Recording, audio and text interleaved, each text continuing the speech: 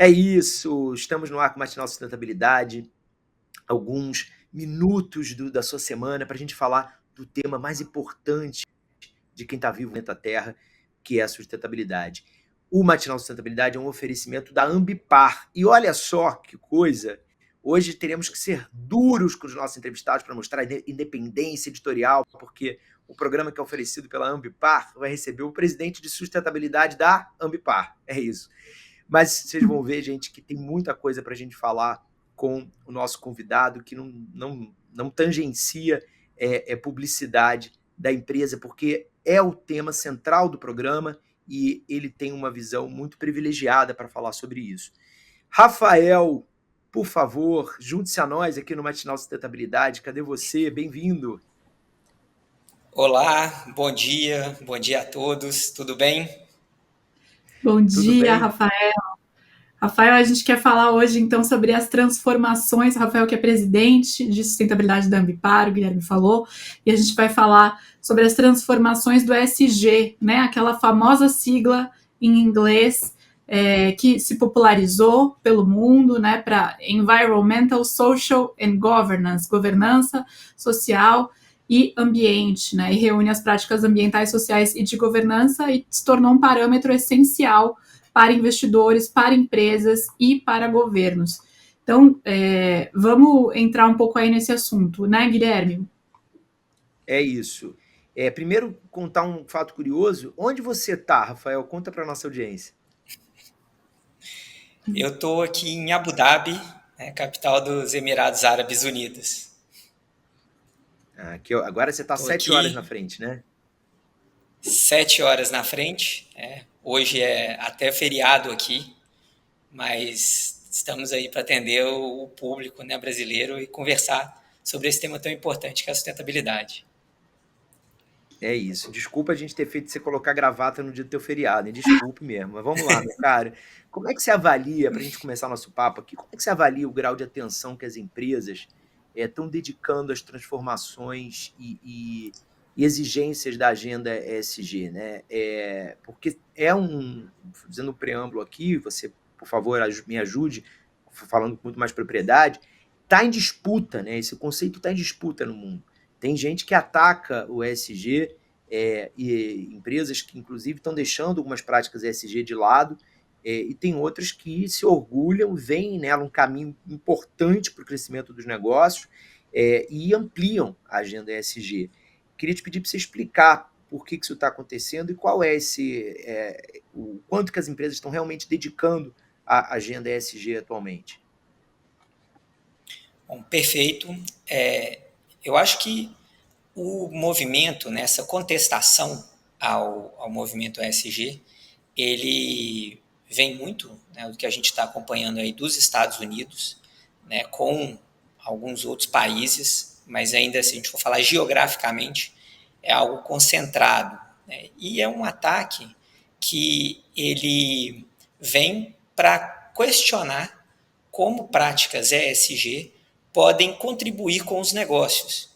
Então, há uma contestação, né, se um cuidado maior com o meio ambiente, uma preocupação com as questões sociais, diversidade, né, e alguns elementos de governança também, transparência, regras de controle, né, e responsabilização, como isso gera valor para as empresas. Então, o que eu entendo é que as empresas hoje que não têm uma clareza sobre como que esses elementos ESG podem se reverter em valor para o seu negócio no curto, médio, longo prazo, elas acabam perdendo essa capacidade de defender esses processos e aí a gente vê alguns retrocessos, infelizmente, que a gente vem observando.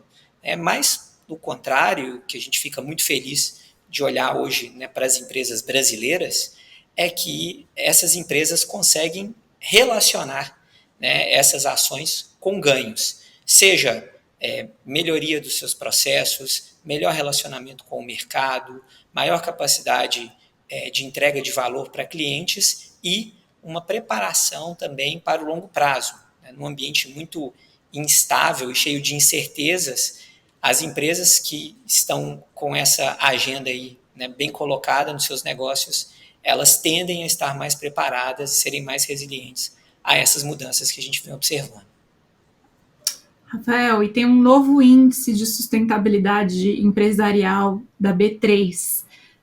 Conta para a gente um pouco o que é isso, o que isso significa e como fazer esse índice parte aí das decisões de sustentabilidade também das empresas, como que isso afeta todo esse ecossistema empresarial do ponto de vista desse olhar para a sustentabilidade. Bom, a nossa bolsa, né, a B3, ela é muito ativa quando a gente fala de sustentabilidade e ela tem uma série de índices onde ela consegue determinar quais são as empresas que se destacam em algumas categorias importantes. Então, existe o índice de governança, o índice de carbono e tem o ISE, que é o Índice de Sustentabilidade Empresarial, onde a B3 ela pede para as empresas listadas para que elas apresentem o que elas estão fazendo para promover desempenho ambiental, social e de governança para incorporar isso no seu modelo de negócios. Esse é um índice que já vem sendo praticado, né, aplicado há alguns anos. A Ambipar, a gente está pelo 4º ano consecutivo nesse índice, desde que nós abrimos o capital na Bolsa. E, para nossa alegria, esse ano como a empresa melhor listada. O que isso quer dizer? Quer dizer que quando a Ambipar ela apresentou as suas práticas, as suas políticas, os seus resultados para a B3, nós tivemos o melhor ranqueamento. E é um conjunto de temas que são avaliados, né, de maneira combinada. Então, é importante, né, quando a gente fala de ESG, são 3 pilares e eles precisam estar equilibrados sem perder de vista também o resultado do negócio. Então, o que a gente conseguiu foi demonstrar que dentro da Ambipar, o nosso negócio ele gira, ele cresce, ele tem rentabilidade, porque ele consegue converter cuidado com o meio ambiente, seja redução de custos com energia, água, melhor gestão de resíduos, na parte social, com boas contratações, com uma diversidade internacional que a gente tem, né? E também com as nossas práticas de governança, isso sedimenta o valor para o nosso negócio, o crescimento do nosso negócio, que deixa a gente muito feliz, muito orgulhoso, né, com esse resultado. Rafael, no caso da Ambipar, até pelo business da empresa, né, é uma empresa que tem vários negócios relacionados à temática de sustentabilidade e negócios muito diversos, que amarra tudo dentro desse pacote de sustentabilidade. É muito natural que as práticas ESG tenham esse match. Mas toda empresa, aí estou falando agora com o especialista em ESG e não com o presidente de sustentabilidade da Ambipar, toda empresa sai ganhando com práticas ESG ou há mercados em que a prática ESG e aí eu não estou me referindo à parte da governança, porque pressupõe-se que governança, né, é bom em qualquer mercado. Mas, por exemplo, em mercados em que a equidade de gênero, por exemplo, não é uma coisa tão reconhecida, uma empresa, se ter políticas de equidade de gênero é necessariamente boa para ela, junto àquele mercado? Como é que é isso? Porque eu acho que isso é parte da atenção da coisa, né? Perfeito. Existe hoje, né, essa contestação, acho que essa é uma questão muito sensível sobre todas essas pautas que compõem, né, esse modelo do ESG. O que eu posso dizer, Guilherme, que a gente observa, né, e diversas pesquisas apresentam isso, índices que relacionam, né, sustentabilidade com performance, mostra que as empresas podem se beneficiar. Vou dar alguns exemplos. Né? Quando a gente fala de equidade de gênero, diversidade, existem uma série de estudos mostrando, né, que empresas que têm uma preocupação com igualdade de gênero e outras formas de promoção de igualdade, elas são empresas que se tornam até mais meritocráticas, elas se tornam mais justas na hora de reconhecer, né, quem deve receber um aumento, quem deve receber uma promoção. Quando a gente fala de diversidade, diversidade está muito relacionado com inovação. Quanto mais diverso é um grupo de funcionários, mais pontos de vistas, mais interpretações da realidade a empresa vai obter, e com isso ela vai conseguir ter novas ideias, né? Ter novas visões. Acaba que isso também se reflete, por exemplo, em gestão de risco.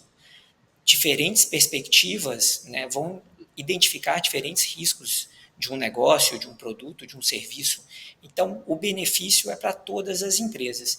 E na parte ambiental, como eu disse, muitas vezes as empresas elas se beneficiam imediatamente de redução de consumo de energia, consumo de água, redução de consumo de combustível, redução de custos com disposição de resíduos, né? Isso a gente está falando do básico, né? Eu nem estou colocando aqui novos combustíveis, mercados de carbono, mercados de biodiversidade que estão surgindo. Então, o ganho ele é generalizado, né? E o que eu entendo, e até aqui falar um pouco sobre um tema importante que a gente tem esse ano, que é da COP30, que vai acontecer em Belém, é lá que a gente vai poder, inclusive, mostrar para o mundo como as empresas brasileiras estão gerando soluções essas que são aplicáveis e geram resultados positivos no Brasil, mas que podem compor uma plataforma de desenvolvimento econômico do país, inclusive levando essas soluções para outros mercados, que é, por exemplo, o que a Ambipar busca fazer aqui no Oriente Médio. Então, o ganho acho que é generalizado, mas a gente ainda tem muito que a gente pode aproveitar, muito que a gente pode se beneficiar de uma agenda bem aplicada, como vem sendo feito aqui no Brasil. Rafael, para a gente, acho que encerrar, mas eu tenho ainda uma pergunta. Você que está imerso nesse mundo e em contato aí com diferentes atores empresariais e governamentais, e entendendo o que está em debate sobre esse assunto, qual é hoje o principal desafio para a agenda ESG e qual tem sido a maior preocupação por parte das empresas com relação à implementação dessa agenda ESG? Bom, pergunta difícil, mas vamos lá. Eu acho que o mais difícil hoje que a gente... o maior desafio que a gente tem se deparado é com a incerteza que a gente vem enfrentando. E a incerteza ela tem múltiplas camadas. A gente pode falar desde uma incerteza geopolítica, uma incerteza internacional, onde vários países retrocedem, né, outros avançam. Então, isso é difícil. Essa incerteza que a gente encontra nos países, ela acaba também trazendo uma incerteza regulatória. Então, a Europa tinha uma proposta de trabalhar o seu regulamento ligado à sustentabilidade. Isso deu um passo atrás, está sendo discutido. Então, trabalhar com essa incerteza também é complicado.